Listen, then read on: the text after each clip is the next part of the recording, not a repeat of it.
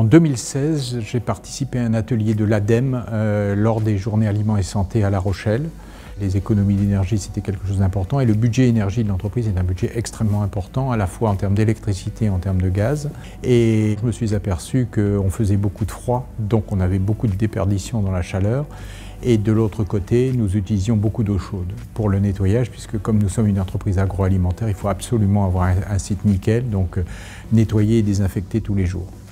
Donc en fait, je suis le candidat idéal pour faire de l'économie d'énergie à partir de la gestion du froid que nous faisons. Et donc j'ai démarré à partir de ce moment-là une étude complète sur ce dossier-là.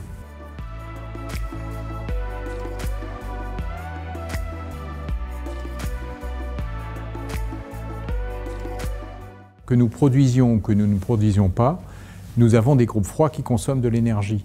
Donc il y a beaucoup de chaleur qui est générée à partir du froid que nous faisons. Et donc l'idée, c'était de récupérer une partie de l'énergie perdue par cette chaleur et de pouvoir la réutiliser pour faire de l'eau chaude, pour le nettoyage. Donc l'idée est là. La principale économie d'énergie que nous faisons n'est pas sur l'électricité, mais sur le gaz, sur la chaudière.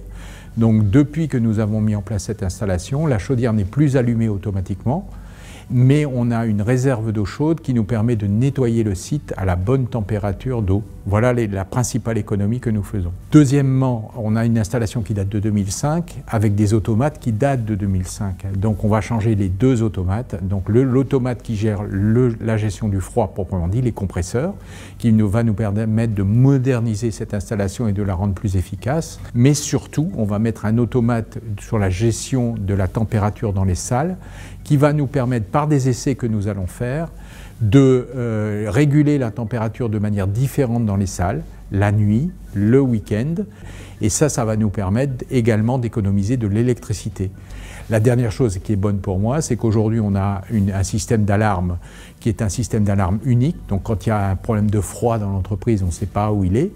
Alors qu'on a une alarme froid, alors que là, avec les systèmes modernes, sur mon portable directement, je saurai où est le problème et on pourra beaucoup mieux piloter le froid dans l'entreprise. Nous, on a un budget d'énergie d'environ 120 000 € par an, 100 000 € d'électricité et 20 000 € de gaz.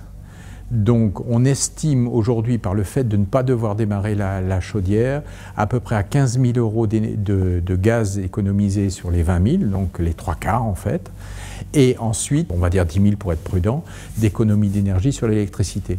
Donc notre budget passerait de 120 000 à 95 000 € annuels, ce qui est colossal pour nous.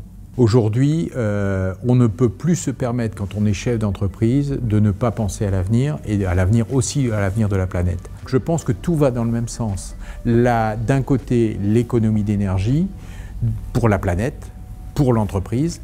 De l'autre côté, la valorisation de l'entreprise auprès de ses clients et auprès de ses salariés. L'ensemble doit être pris en compte.